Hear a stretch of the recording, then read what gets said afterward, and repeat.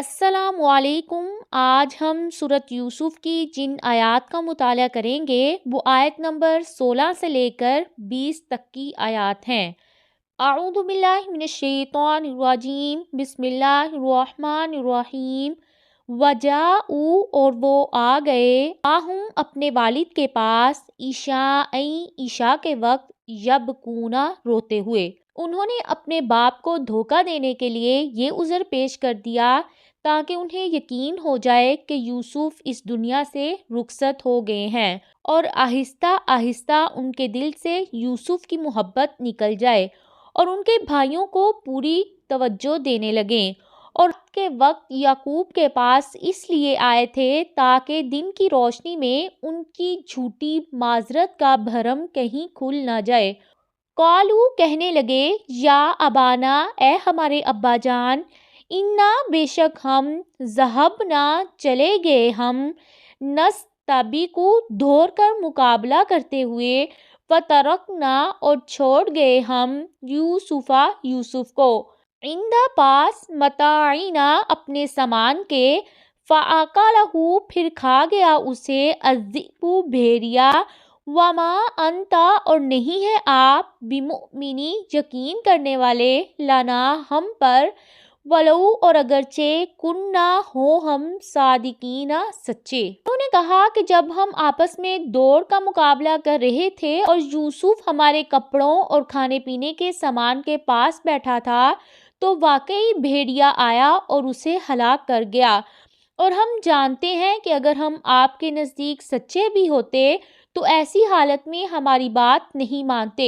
اب ہماری بات آپ کیسے مانیں گے جبکہ آپ پہلے ہی سے یوسف کے بارے میں ہم پر بھروسہ نہیں رکھتے ہیں۔ جاؤ، اور وہ لائے، علی قمیصہ، اس کی قمیص پر، بدم، خون، کاذب، جھوٹا، قال، کہا، بلکہ، سولت، اچھا کر کے دکھایا، لکم، تمہارے لیے، انفسکم، تمہارے نفسوں نے، امرن، ایک کام کو، فصبر جمیل، تو صبر ہی اچھا ہے، واللہ، اور اللہ تعالیٰ ہی، المستعان، جس سے مدد طلب کی جاتی ہے، علی ما، اس پر جو، تصفون، تم بیان کر رہے ہو۔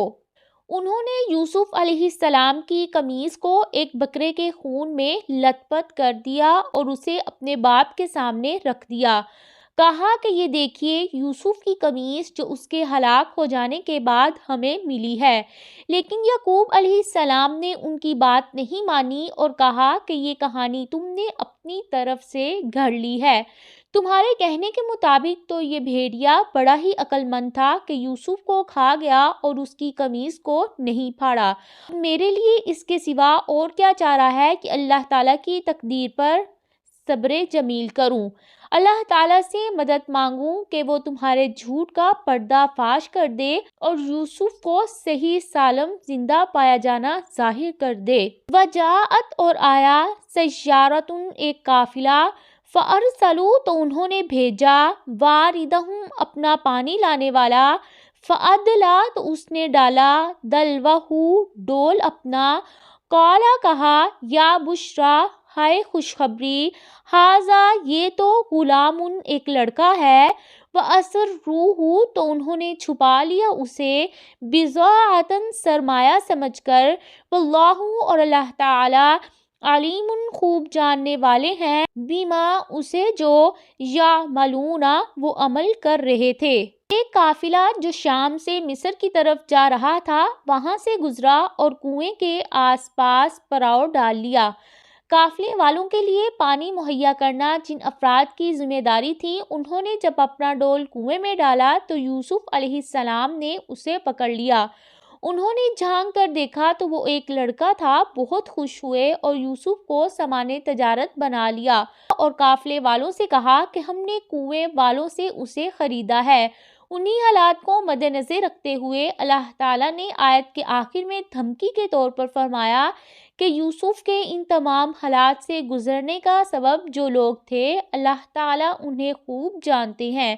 وَشَرَوْهُ، تو انہوں نے بیچ ڈالا اسے، بِثَمَنٍ، قیمت پر، بخسی کم، دراہم، درہموں میں، معدودۃ، چند کانو اور تھے وہ فیہ اس میں من الزاہدین بے رغبت لوگوں میں سے۔ تاجروں کا وہ قافلہ جب مدین سے آیا تھا ان کی ملاقات ایک دوسرے قافلے سے ہوئی جو مصر جا رہا تھا۔ انہوں نے یوسف کو اس قافلے والوں کے ہاتھ صرف 20 درہم میں بیچ دیا۔ یوسف علیہ السلام انہیں بغیر قیمت کے مل گئے تھے اور وہ نہیں جانتے تھے کہ مستقبل کے کس عظیم انسان کو وہ بیچ رہے ہیں، اس لیے انہوں نے قیمت کی پرواہ کیے بغیر چند ٹکوں میں انہیں بیچ ڈالا۔ یہ تھی آج کی آیات جن کا ہم نے مطالعہ کیا۔